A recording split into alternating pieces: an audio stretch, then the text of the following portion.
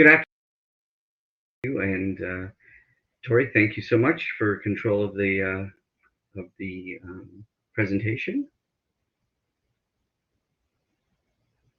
And welcome everyone to our presentation at CIX. It's David Lucatch. I'm the CEO of Liquid Avatar, and I'd like to welcome you all. We are a public company traded on the CSE and OTC markets and in Frankfurt. So wanted to let everyone know that if you'd like to see our company disclaimer, you're welcome to read it right now or during a future presentation. So let's start with digital identity. Digital identity validates who we are, what access rights we have, and confirms our qualifications. Traditionally, we see digital identity or identity as itself as a face-to-face validation. But with the rise of the internet, we're seeing digital opportunities. And we have to start to emulate these techniques that are similar to in the real world, what's in the digital world. Identity creates trust. With Liquid Avatar, we're a global blockchain and fintech company that has developed and launched a suite of services, the Liquid Avatar Verifiable Credentials Ecosystem, or LAVC, and we empower individuals and entities to manage, control, and benefit from their digital identity and their personal data.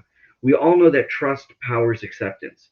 The LAVC that we've created enables business, education, and a number of other opportunities like government and e-commerce, gaming and travel through our SaaS-based platform to issue verifiable credentials and verify them, including digital identity and permission-based data with an individual or entity, without allowing PII to be easily disclosed without permission.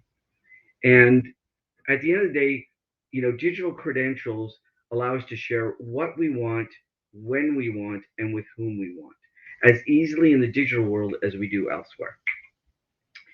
What does Liquid Avatar offer? Liquid Avatar's verifiable credential ecosystem offers a mobile app, enterprise solution, app integration, issuer services, verifier services, and other types of services. We provide a wide range of services program to meet the needs and compliance in the digital identity and credential system. This is a little bit about who we are and our affiliations. We're steering committee members and in some cases voting members and founding of a number of large organizations, including Trust Over IP, Cardia, the Linux Foundation, the DIACC, and the COVID Credentials Initiative. We're also part of ecosystems, public utilities, and we're very large on being part of the community at large. We're members of the Toronto Region Board of Trade, the Surrey Board of Trade, and for those that are seeing the program in downtown Toronto, we're part of the We're Ready Toronto program. To understand digital identity, you've got to understand the cryptographic root of trust. We're very used to a human basis of trust, where we know each other face to face, and we see this all the time. Someone might want to look at our driver's license when we're looking to enter a bar or buy liquor or other products, other age-restricted products, but it's all based on a human basis of trust. I've seen you in person, therefore I can trust you. With a digital basis of trust, we have to start looking on the internet and electronic opportunities. But with sometimes it's a challenge because I can't guarantee who I may be facing, and that's a problem. The solution is to enhance human trust with digital cryptographic credentials that prove the root of trust. And that's what we do at Liquid Avatar. We also help support the management and control of private information and data. With privacy, industry-leading organizations and governments are adopting new frameworks, legislation, and policies. And many of you have heard about this. It's called Gdpr, the General Data Protection Regulation.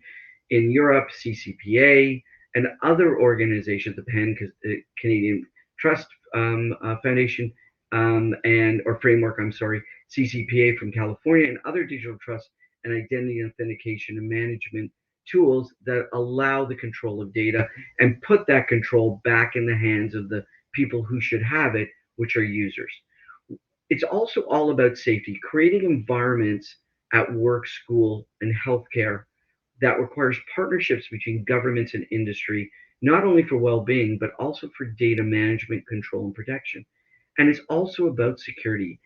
Data security is rapidly changing, and we need to be able to understand and maintain process and procedures to ensure compliance. Why verifiable credentials?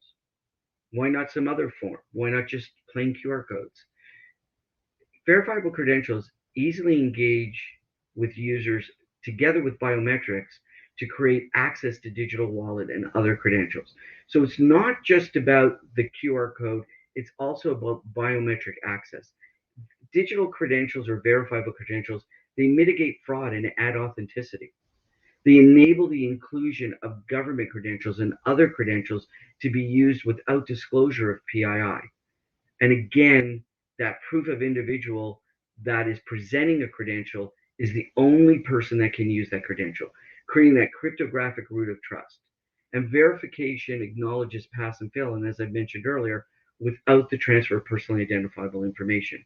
Imagine walking in somewhere, being able to create a connection with someone, passing a credential, using biometrics like a PIN, and ensuring that the other side only gets a pass or fail mark based on the information that they require to sell or engage with you. That's the way digital credentials or verified credentials will work. Our system enables the use of a wide range of credentials for business and industry and government, and it to be held in a digital wallet that the user controls.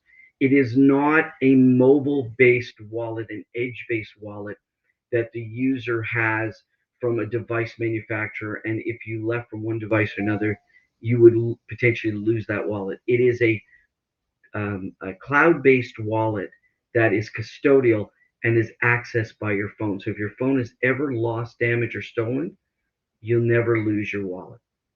It allows people to return to workplace and venues. And COVID is just one small part of it, digital credentials. It's much wider than that. It ensures the privacy of all individuals. It reduces resources and improves efficiencies that will save businesses time, energy, and money. And it allows for the easy onboarding through the Liquid Avatar mobile app and or SDK, enabling third-party apps to take advantage of digital wallets. So what is the real management behind digital credentials? This is really important because identity is not just who you are, it's the things you do and the places you go. So when we think of identity at Liquid Avatar, we think of it as more than just COVID credentials or government credentials. These are all kinds of credentials that make up who you are and what you can do to prove who you are, gain access, and show qualifications. We also look at the issuance of digital credentials. Who wants to issue credentials that you're going to hold in your digital wallet, just like you hold credentials in your current wallet? And that may be through our app or through third party apps that want to have digital credentials as part of their ecosystem, even for online authentication, making sure that you are you without issuing you a password or username. And then we look at verification of credentials. So now I'm holding a credential, I've been issued a credential. How do I use that credential? It should be easy to use a credential as easily as it is taking it out of your conventional wallet. And we've done that at Liquid Avatar. So we've created a safe, secure, and easy to use verifiable credential solution that manages a wide range of identity, access, and qualification initiatives. So, really at the heart, how does it all work? Because this is really important. It works based on interoperability, network access, cross border, and cross sector opportunities. And really, at the heart of everything, we should be looking at the opportunity where verifiable credentials are as easy to use as as an electronic financial services transaction. So when I walk into a store or business and I want to use a debit or credit card, ultimately I as the card holder, I will give my card to somebody and they will scan it or swipe it or I'll do that in a POS device and I will create a relationship between myself the card holder, a merchant and a card issuer. And we've all done that many times. We do it almost daily. And at some point in time, to prove who I am, I will enter a PIN. And if everyone agrees, it's believed that I am who holds the card because I've proven my identity with my PIN and the transaction is completed. Digital credentials work exactly the same way. We have a credential holder, so I'm holding a government ID. I then, go somewhere, and it could be an airport or a location. I want to pass that over. I might tap a device. I might start a session through the use of a QR code. A QR code is not used as a validation. It's used to start the communication process. That verifies that I have that credential, potentially a health credential or some type of other credential. Using blockchain technology, it verifies.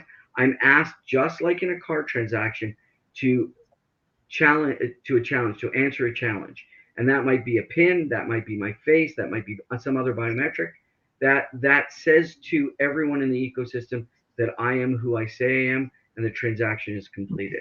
So it is we're bringing together services that make it as easy to use a digital or verifiable credential in the same way that we use financial credentials and other credentials today. So at this point, I'd like to hand it over to Michael Konikoff, our CRO. Michael? Thanks, David. Sorry. Earlier, David discussed the importance of establishing a cryptographic root of trust and the application of verifiable credentials. COVID has certainly expedited the need to establish better ways for a person to prove they are fully vaccinated or have a current proof of negative COVID test. This facilitated a safer environment for places of business like retail, restaurants, small, large businesses, and venues. While we've seen an obligatory use of government directives to create a safer experience like social distancing, better screening at points of entry, we have also seen the need and demand for a more robust and digital method to support vaccine passports, testing, and other credentials. Currently, we have governments, including Canada, mandating proof of vaccine. In fact, just the other week, Prime Minister Trudeau announced the standardization of the proof of vaccine process in Canada. We're also seeing private companies like Liquid Avatar recognizing an urgent need to include a digital proof of you are who you say you are, and an encrypted digital and verifiable credential confirming you meet certain criteria like proof of vaccine, a negative test result, and even proof of age.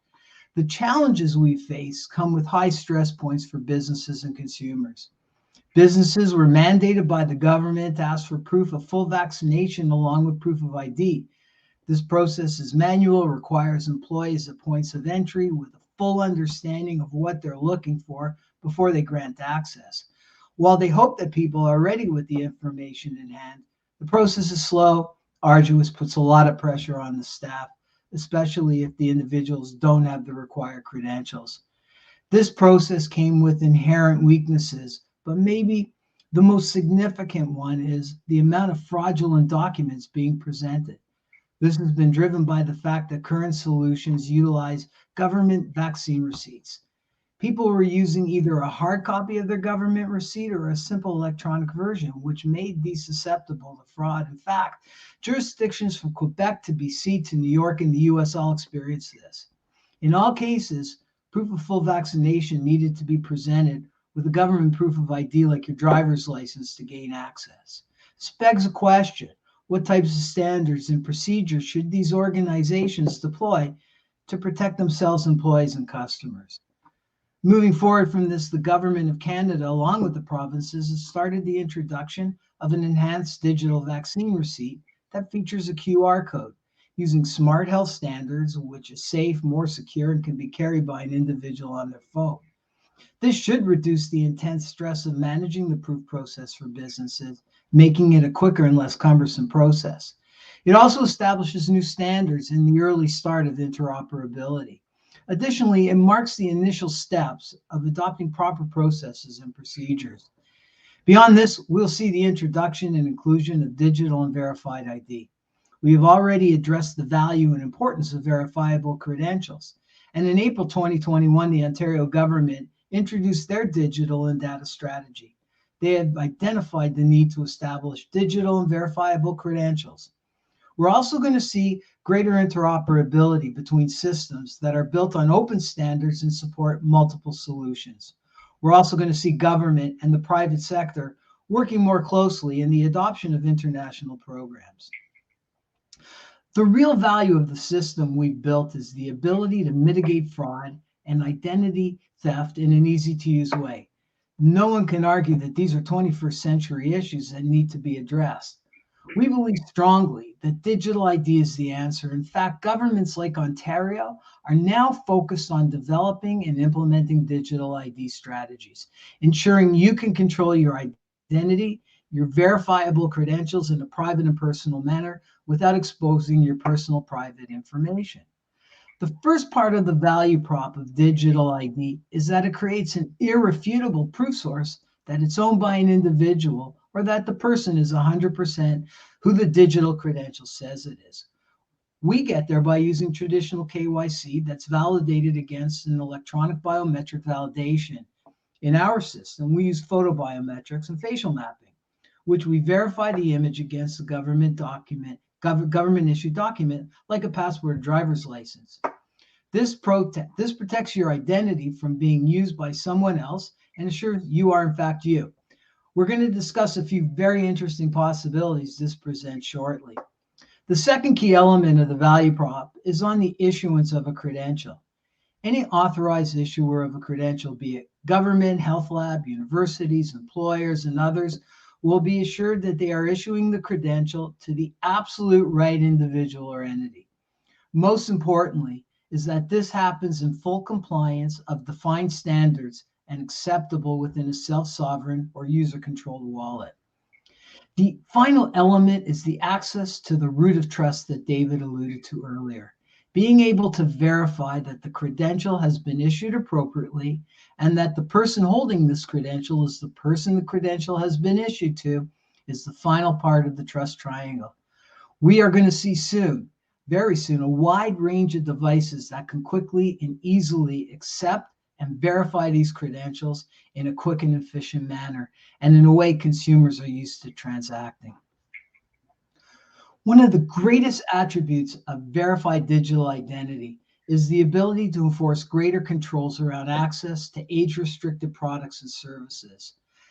Think about how easy it's been for people to use fake IDs to get access into bars to buy alcohol or cigarettes. A big part of the challenge is the person who's reviewing the document and deciding its validity. The other challenge is selling age-restricted product to underage people carries severe consequences, like losing licenses and the ability to sell these products and getting hit with huge fines. With a verifiable identity, we can provide verified proof of age attached to the identity. Think about where this can be remarkably helpful. In cases like convenience stores, where government sends secret shoppers out to ensure stores are complying to restrictions of selling restricted products to underage people, or in the sale of cannabis at retail. This will greatly reduce infringement violations and minimize the risk to be restricted from selling high volume products. Organizations like the Ontario Convenience Store Association are looking towards the future with their members to ensure better compliance for the sale of restricted age products, for better safety and security while protecting consumers' private information. We recently announced a partnership with the OCSA to develop Smart Age, a digital age verification program for Ontario-based stores, from small local merchants to multi-store national brands. In a study done in 2020, DIAC reported that there's a strong interest by Canadians to learn more about digital ID. In fact, Ontario, in their preliminary research around their digital and data strategy, found similar results, where 80% of people polled will be ready for digital ID within 5 to 6 years. People are concerned about their privacy and being compromised. We've seen too many instances of this happening.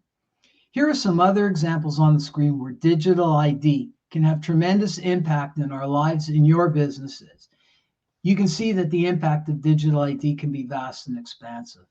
As opportunity emerges, we're here to help businesses understand the value prop of digital credentials. David, back to you now. Thank you, Michael. Well, we wanted to leave everyone with 4 key takeaways from the presentation today when you start thinking about digital identity and verifiable credentials. The first thing is that reach. Digital identity is relevant to up to 100% of the online and conventional markets and vital to their continued growth. We're seeing that happening today with online education, online work, verification, healthcare, And Ontario is introducing digital identity in the upcoming months. So reach is a really important factor. If your business is considering where you're going next with consumer engagement, we believe that digital identity is probably relevant to you. This is the tip of the iceberg. This is just the beginning of digital identity. Just like in 1999, e-commerce was just starting and blossomed. Digital identity is going to be important to all sectors of business and government. And to succeed, these organizations will need to keep pace to support decentralized programs and user-controlled and managed data.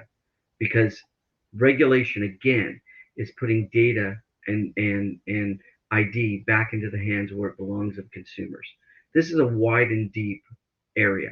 Just like the evolution of banking and other financial services, digital identity and verifiable credential solutions must be interoperable, network accessible, and offer a wide range of adaptable solutions that increase value for all stakeholders.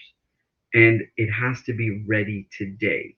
The industry and protocols are now in place to create adoption, and those that take advantage of digital identity today have a potential opportunity for business acceleration, increased efficiencies, and return to everyday activities. So we'd like to thank you on behalf of our company, and if there are any questions, we'd be happy to answer them now. At this moment, I don't see any questions, but hopefully there will be some. We'll wait a moment if anyone does have any questions.